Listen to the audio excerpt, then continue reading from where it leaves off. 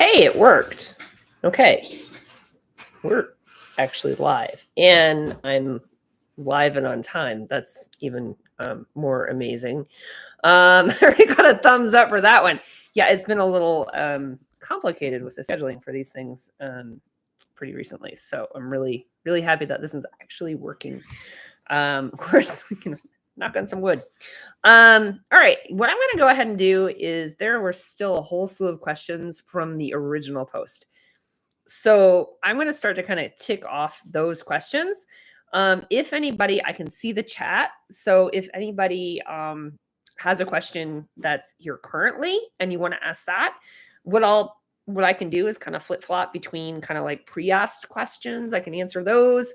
And if anybody who's online, if you have a question, I can get into that. That can work too. So, we can kind of go back and forth and just, spend some time answering questions. That could be a whole lot of fun. So, I'm assuming you guys can hear me, and because I can see me on the screen and the microphone is showing up. So, if you feel like saying hi, that's awesome.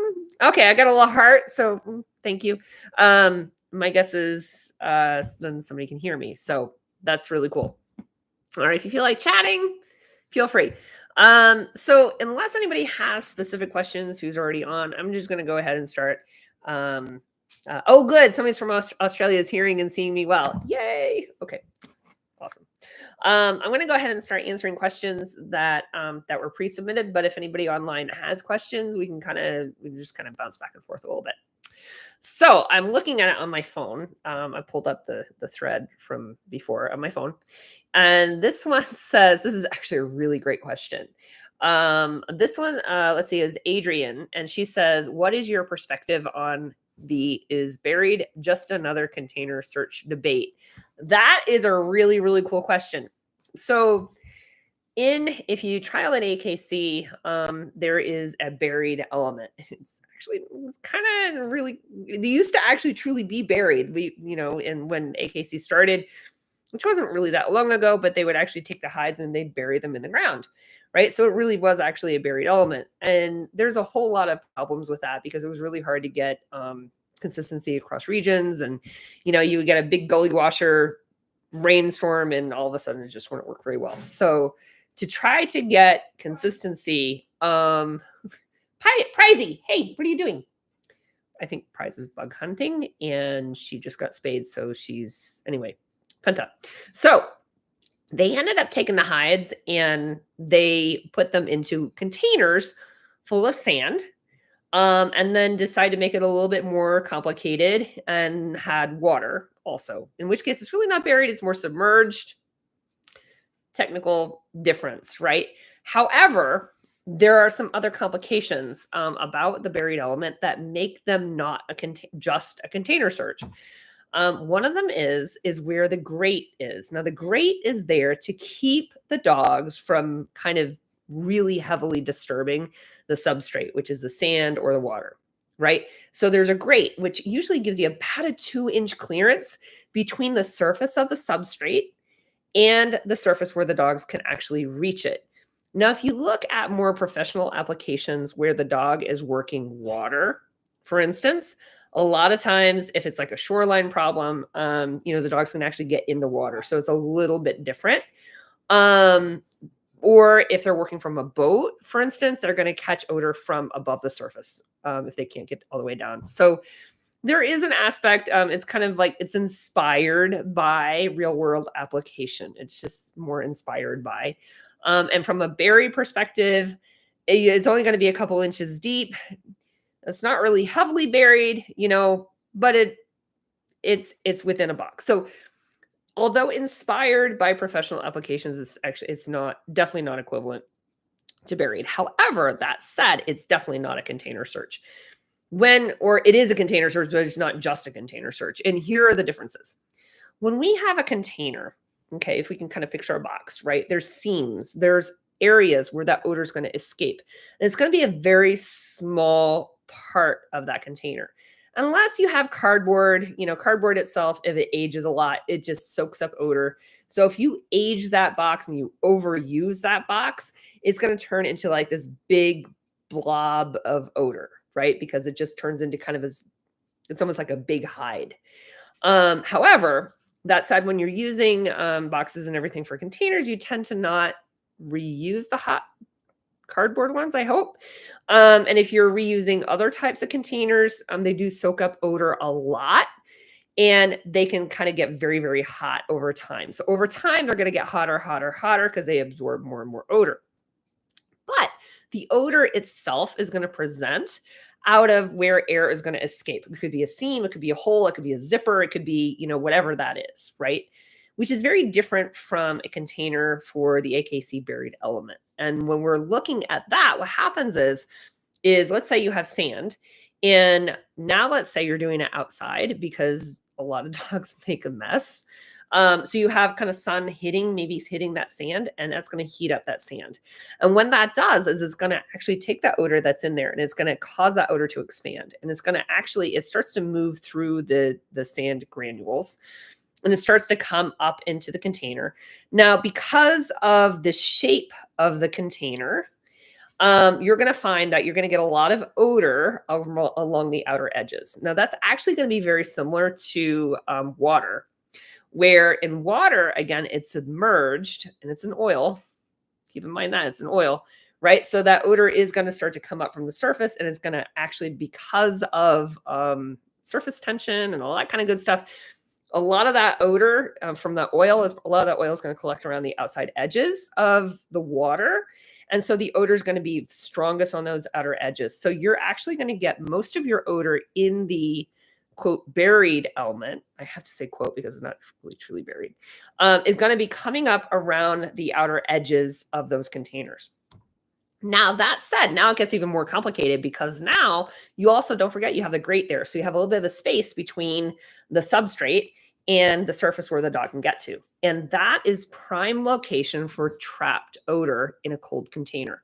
So, or a pooling odor, right? So let's say you have that hot container of sand in the sun, and oh, by the way, you have that cooler container of water in the shade. Guess where that odor is going to pool? Especially if the airflow is going that direction. It probably will. If you don't have a lot of wind, it's going to go from, anyway, you've got the shade there. That odor from the hot container is going to go up. It's going to end up in that cold container, pooling in that cold container. So the difficulty is, it's definitely more difficult from a training perspective, because the dog has to have multiple skills to actually be a really good buried dog. They have to be really good container dogs. So that's like kind of one of the skills. They truly have to be really good container dogs. They also have to understand odor pools. They have to know the difference between source and pooled odor, right? That's a big one. And what you're going to find is that it's not so much, it is kind of a selection exercise, but not as much, because your scent cones are going to be way bigger than your general container search, because that substrate is open to the air, to the air itself.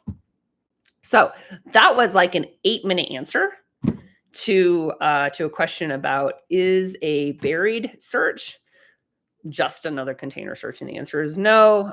It's actually a lot more complicated. But I'm going to be honest with you. I don't train buried, although I haven't trialed an AKC for a while. But even then I didn't. I got my dog really good at containers, and then I got my dog really good at trapped odor. And it's amazing. You do those two things, you may not need to practice buried. Yeah. Anyway, she turned into an amazing buried dog. Okay. So let's see. I'm looking down for other questions. Unless anybody has questions online, I'm happy to answer those if you kind of dial in there.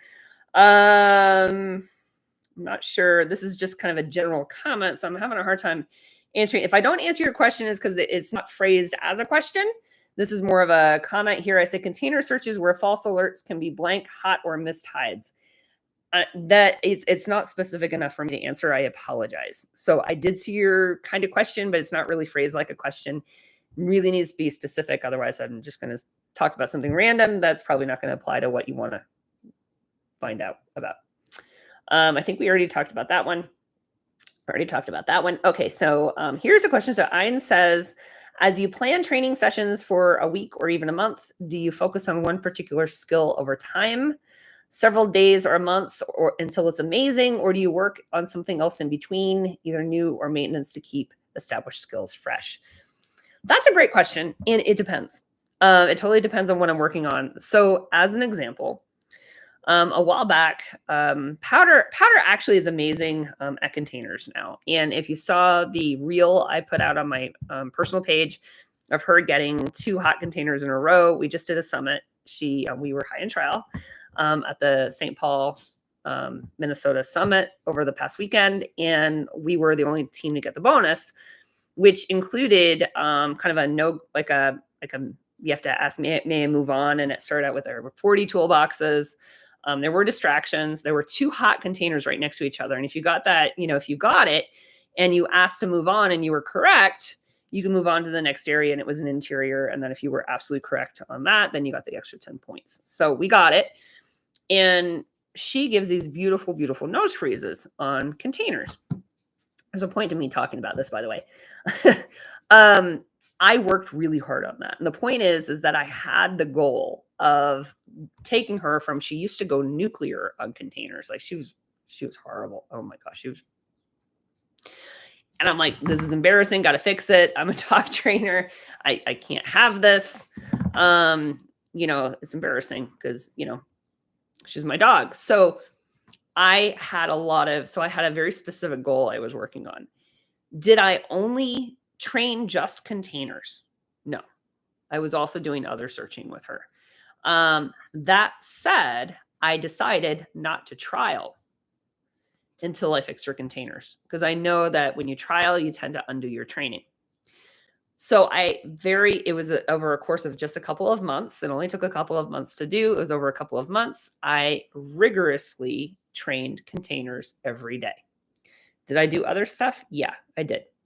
But I rigorously trained this and it fixed it.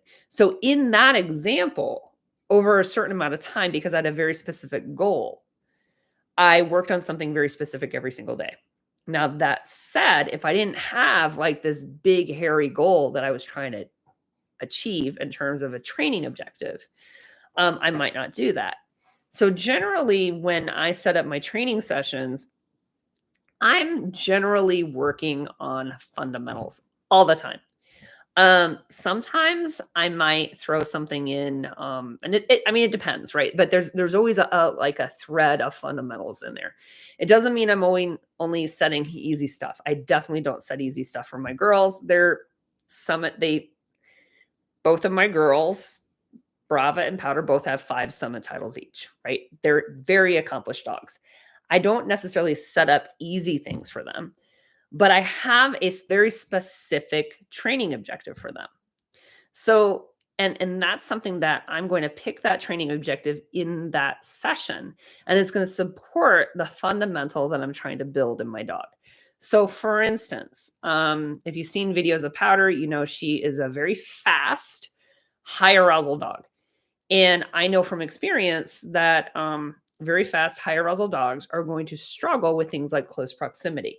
And the reason why is because they get one hide and they're so amped, right, that they want to take off to find that next hide. I have to constantly be kind of sensitizing her to starting to search immediately.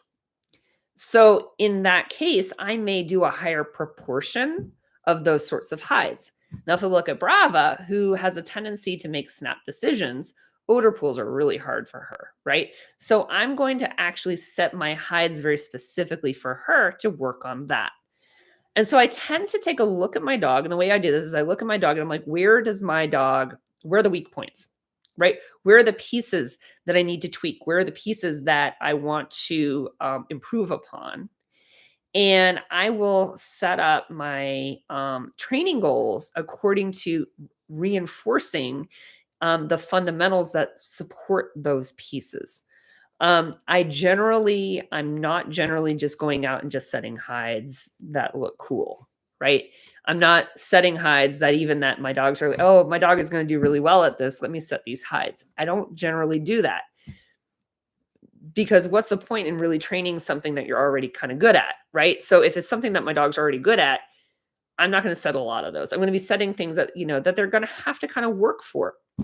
The other thing that I also do is a lot of interesting odor presentation that you don't necessarily see. So at the summit, we did have one hide powder sourced it beautifully because I've been working on this sort of thing. There was a hole punch on top of a table, and she knew immediately it was in the hole punch. It wasn't underneath the table, which is where all of our hides are. Our hides are always under tables. They're never on top of the table, right? So she sourced it from above. So it was actually kind of cool. So different odor presentations. So, I may not work that every single day. I may go back and forth, but I'm always kind of adjusting. So when I'm thinking about training, I take a look at my dog and say, what do I need to support fundamentally from my dog in the long run? And what can I do based upon the opportunity that I have in front of me in terms of search area, time available, weather, right? That sort of thing. And kind of put the two and two together. And that's how I kind of do my training on a day-to-day basis. I may have a very specific training goal in mind. Like for instance, when I fix her containers, in that case, I may have a very targeted training session every single day. If I'm doing like I'm training my puppy right now, and they're very specific things that I'm working on with him as a puppy. He has actually had the foundations for a trained fauna response. We're already starting to work on that. So as a puppy, he's trying to already work those pieces. He's going to be a SAR dog, and I need to teach him a bark alert. So for instance, every day I work with him, I'm teaching him to bark on cue and to not bark when I don't ask him to, right? So things like that. So when I think about my training plan, sometimes I have more focused sessions, and sometimes I'm really just kind of evaluating the dog on a day-to-day basis. So there's a question in the chat box. I'm going to go ahead and answer. It says, so setting close proximity hides could help a fast-moving dog understand that maybe they should slow down. Is there anything else that help them slow down so they don't miss hides or move odor? Well, they're going to move odor. Odor moves. You can't affect that. And honestly, if odor didn't move, you'd probably not find it very fast. Odor moving is your friend. When the odor moves, it gives the dog information. I know a lot of people are so worried about disturbing air currents and everything. I have to tell you, air currents are so dynamic that breathing is going to disturb it, right? Anything, the light bulb, the ceiling is going to disturb it. Someone opening the door down the hallway is going to disturb it, right? But your dog going past it is actually going to pull out some of that odor. It's going to give them more information. So I wouldn't worry about that. Fast dogs do generally miss hides. They do, and they do it because of arousal. Now, arousal, that's a whole other conversation, because arousal is not a bad thing either, because it all depends on how much drive your dog has. If your dog has high arousal, if they have high arousal, if they have really high drive, that arousal can actually be your friend if you can learn to work with it. But you also need to have fluency there.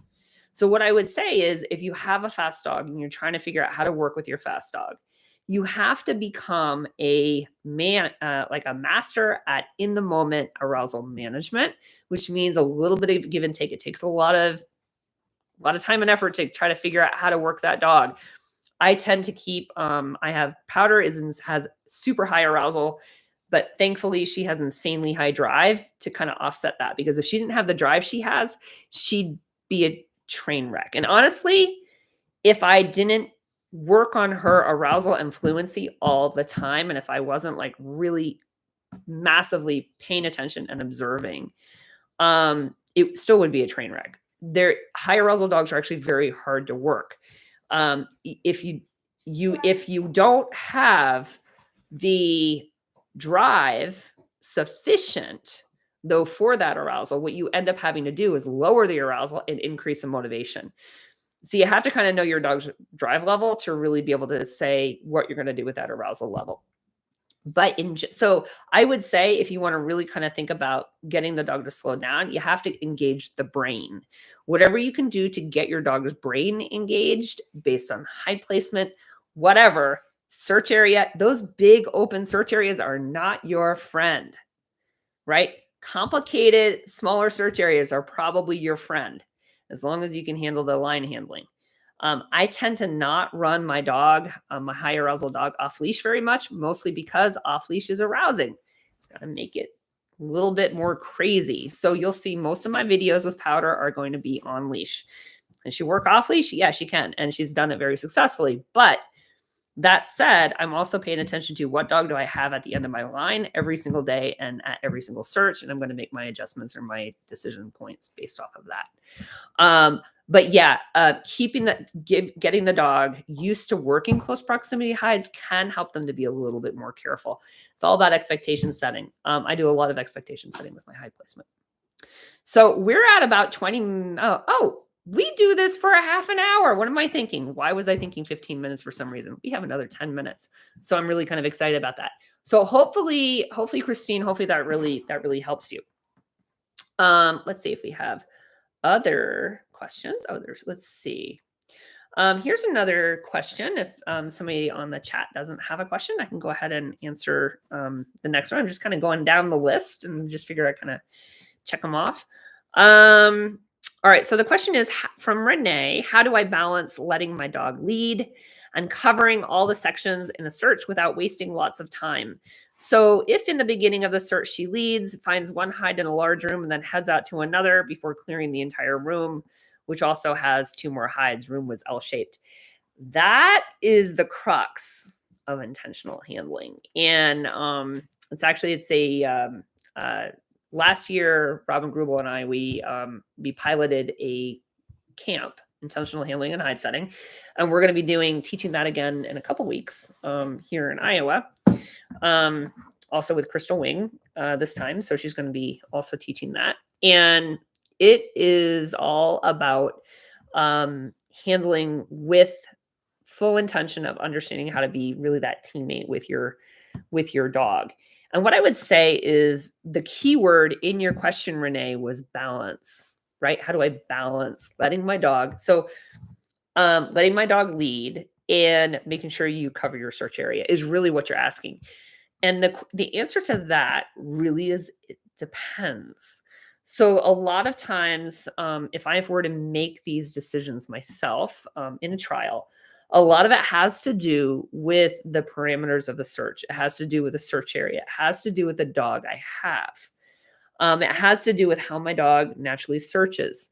So if I have a lot of time and it's unknown number of hides, I can kind of bounce around a lot. So what I may want to do is kind of do a quick perusal, or like from the search and rescue side, we might call it a hasty, right? I might do a hasty and kind of like pick off what I can and then recover the areas. So that's one thing that you can do if you have enough time to recover, is to let your dog kind of work that and then go back and recover the areas that you haven't covered before. There are some instances where you don't have that luxury. I'm thinking back to the summit this past week, and we had this library search, and it was this kind of like this big library area.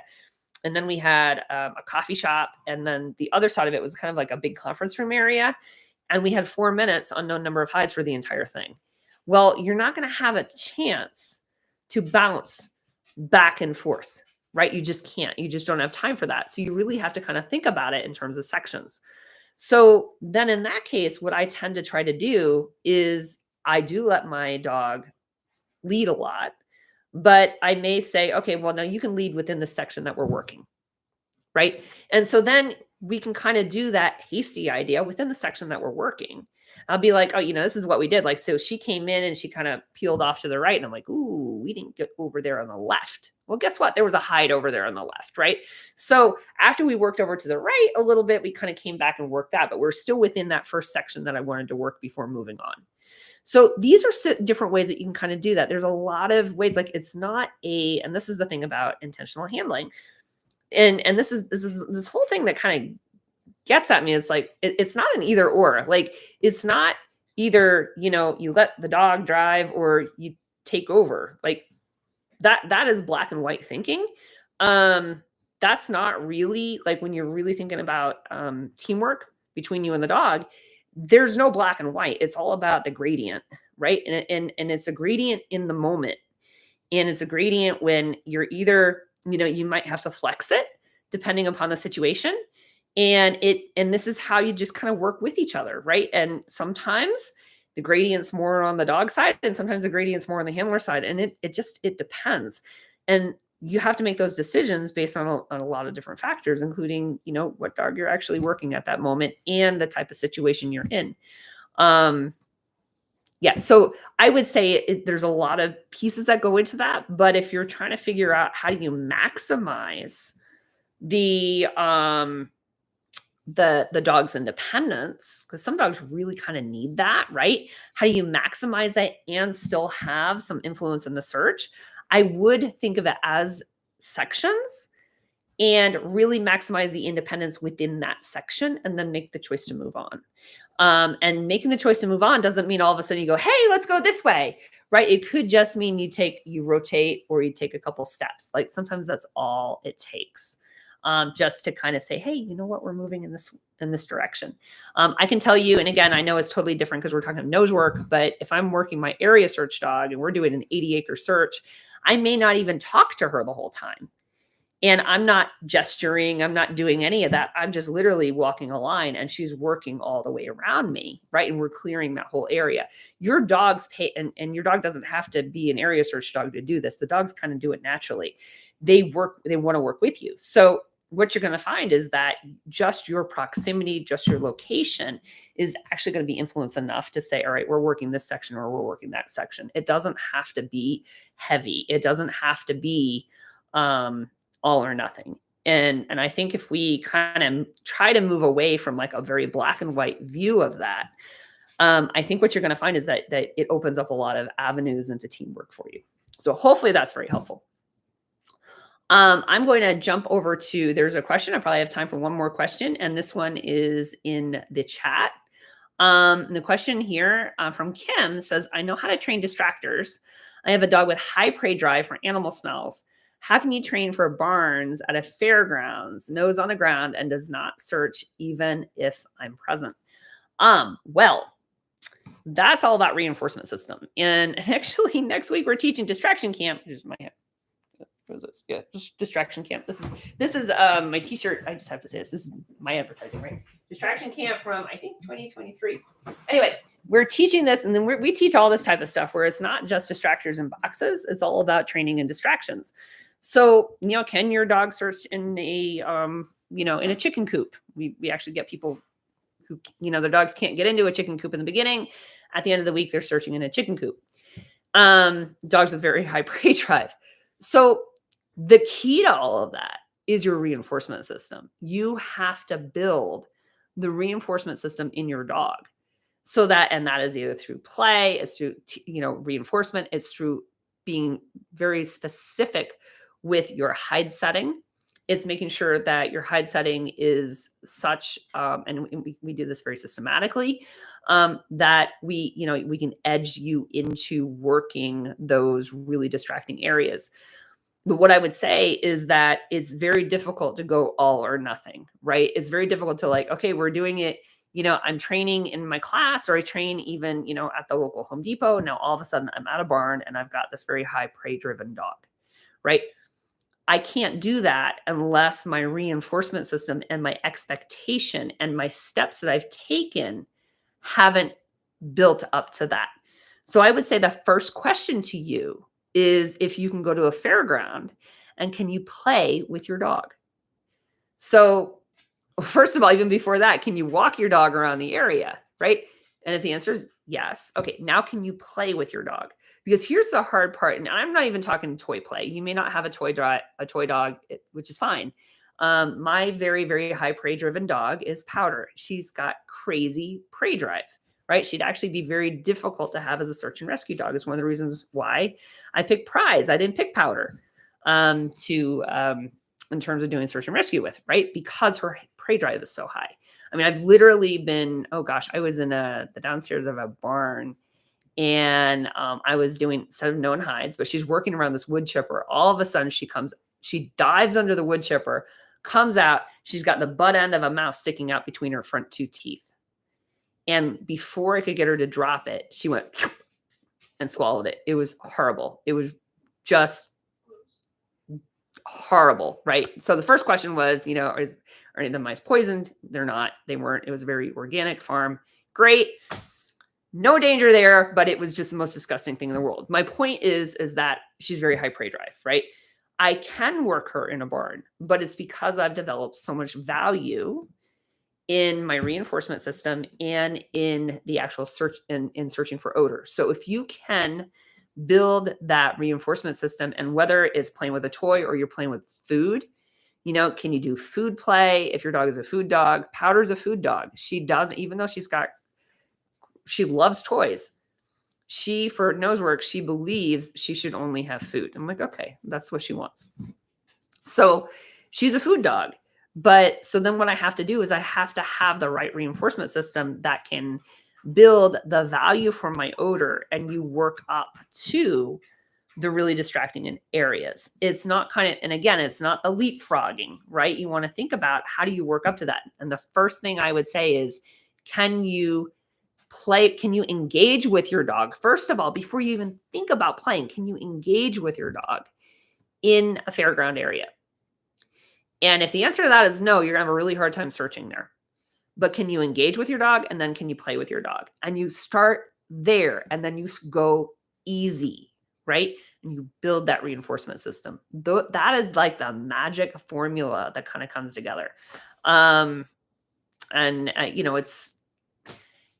It's really, really powerful. So I would say, because right now you're saying that the nose stays on the ground and doesn't search, at all, right?